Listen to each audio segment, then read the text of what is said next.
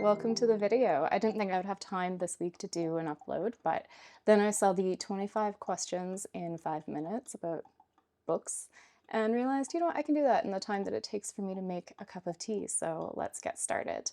Question number 1 is, ebooks or physical books? I definitely prefer a physical book, but an ebook is always nice just for convenience, especially if you're on the go, if you're taking transit or whatever. Question number 2, paperback or hardback?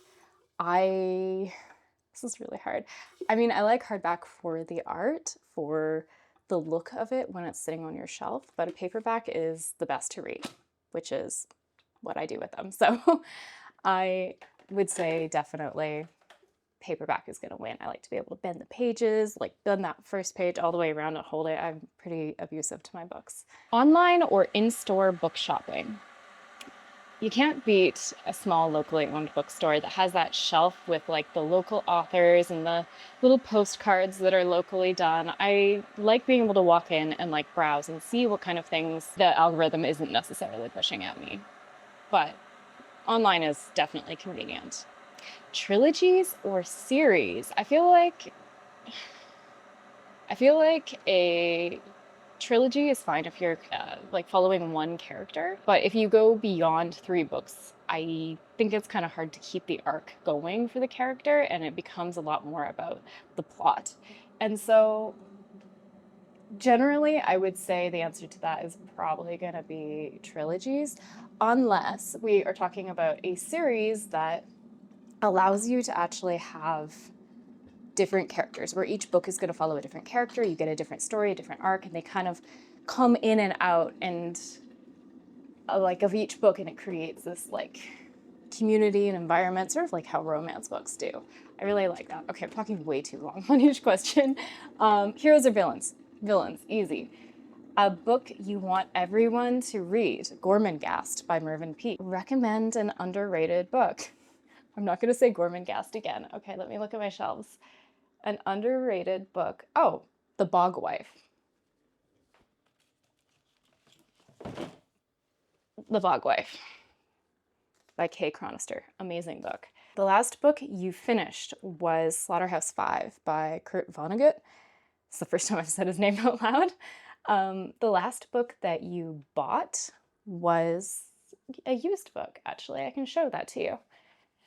Man in the High Castle. I love this TV show. I'm really excited to read the book. I'm quite curious because I think it's going to be really different. But I've bought a lot of books recently and I need to do another video on that, but we're on a timer here. Weirdest thing you've used as a bookmark?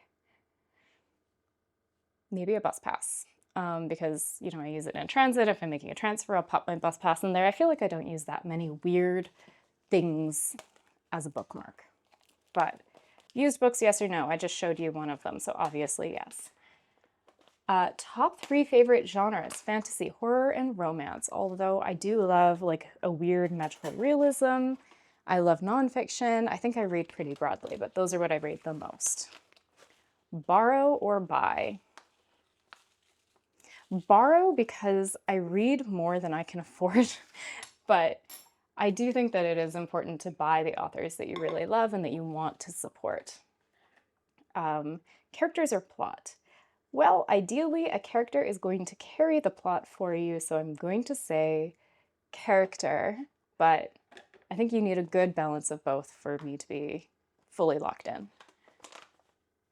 Long or short books?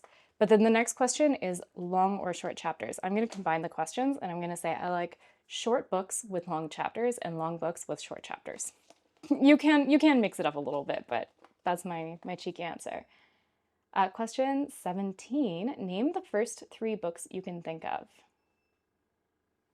It's like I've never read a book. Okay, you know what?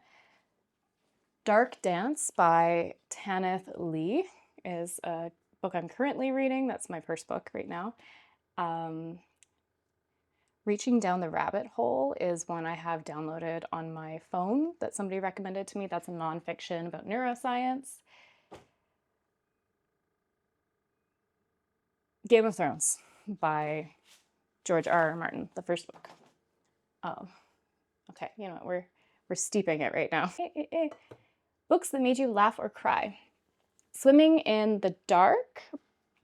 Yeah, Swimming in the Dark made me ugly cry. Oh, so did Samantha Hunt's The Seas.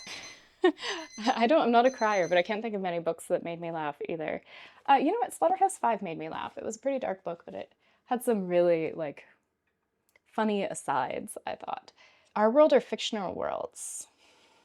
I want an alternate universe, or alternate version of our world, like the Bone Season, where it's our world, but it has magic in it, or there's a portal that takes you to a different world. So I guess that makes it an alternate world or a fantasy world. Audiobooks, yes or no? Yes, absolutely. I love to do crafts and multitask, and that just makes me feel really productive. Do I judge a book by its cover? Yes, of course, all the time, even if it's awful. Book to movie or book to TV adaptations. I prefer it when they make a TV series because I think you get more out of it most of the time.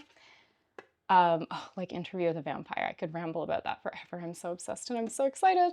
A movie or TV adaptation you preferred more than the book?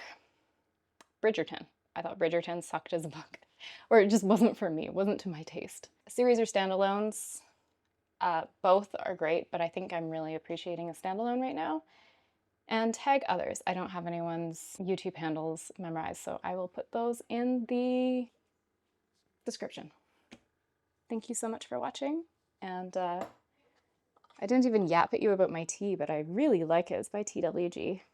I think I might need to submerge it a little bit more so it gets steeped, but I will say goodbye to you. Thank you for watching. Have a lovely day wherever, whenever you are. Bye!